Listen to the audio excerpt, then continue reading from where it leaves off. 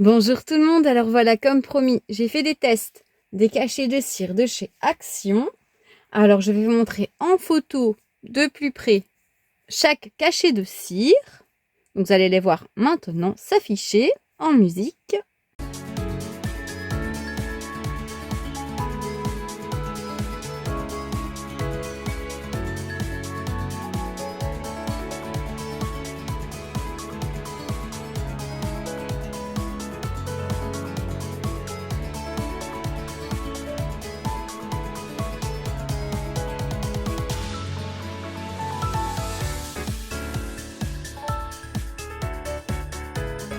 C'est une activité qu'Elena adore faire, bien sûr sous surveillance parce que c'est chaud, j'ai peur qu'elle se brûle.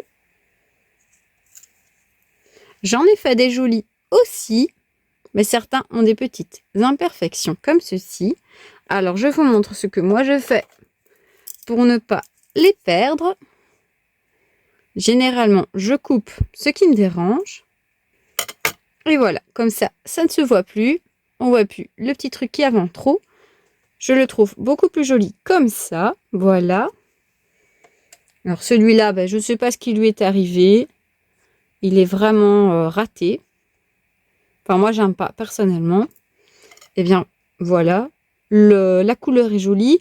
Le papillon est bien fait. Alors, ce que je fais dans ces cas-là, c'est que je le coupe également. Le mieux, c'est de le faire quand ils sont encore un peu chauds. Mais voilà. Ici, c'était pas possible.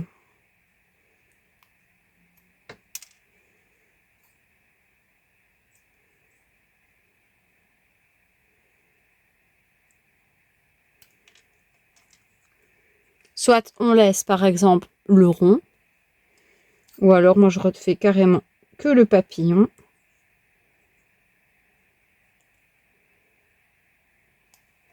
Alors la cire qui est en trop, elle n'est pas perdue. On peut la refondre.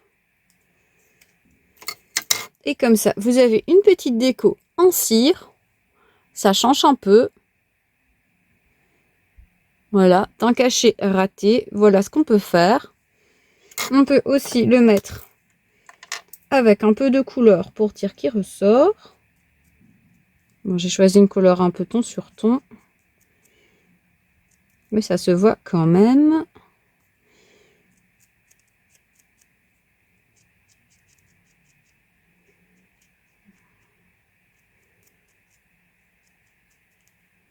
Moi, j'aime bien faire parfois des petits embellissements et pas nécessairement un cachet de cire. Donc, je ne sais pas si vous verrez bien, mais il ressort un petit peu. Donc, la cire, on peut la faire fondre une prochaine fois. Et alors, par exemple, pour ici, j'aime beaucoup ce cachet.